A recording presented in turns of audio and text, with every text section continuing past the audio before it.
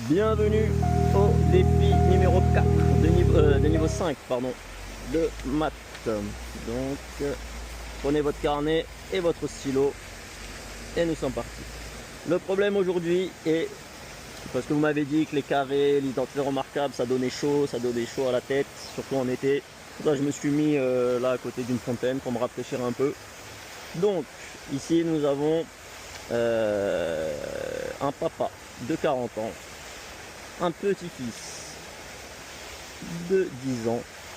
La question est: dans combien d'années le père aura 3 fois l'âge du fils? Ici, actuellement, il a 4 fois l'âge du fils.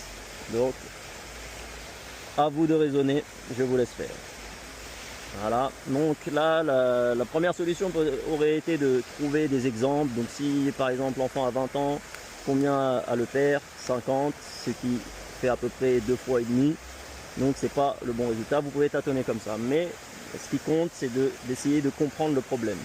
Donc au final, si on prend l'échelle du temps du père, on va dire que lui ça fait 40, et l'échelle du temps du fils, on va dire que ça fait 10 ans, donc on va un peu abuser sur la taille. Donc là, au final, on sait qu'il y a un écart constant de 30 ans. Aussi, un écart constant. Donc là, la question est en fonction de l'âge de l'enfant.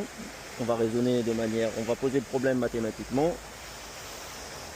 Nous voulons que le triple de l'âge de l'enfant, donc si on prend x l'âge de l'enfant, donc on veut que 3x moins, donc 3x qui est l'âge du papa, qui soit 3 fois l'âge du père, moins l'âge de l'enfant, est égal à 30. Parce que nous savons que l'écart entre les deux est de 30. Donc là, ce qui nous donne 2x égale 30, ce qui nous donne x égale 15. Donc l'enfant doit avoir 15 ans pour que le père ait 3 ans, 3 fois son âge. Donc là, on va vérifier. Donc si on prend, toujours vérifier son résultat, 10 ans, donc ça veut dire que c'est dans 5 ans, donc ça veut dire que le fils aura 15 ans et le père aura 45. Donc là, on voit bien que si c'est le cas, nous avons bien que le père a 3 fois plus que l'enfant. Dites-moi en commentaire si vous avez réussi sans avoir l'indice, juste en tâtonnant ou en ayant vraiment le problème mathématique. Et on se retrouve demain pour un nouveau défi.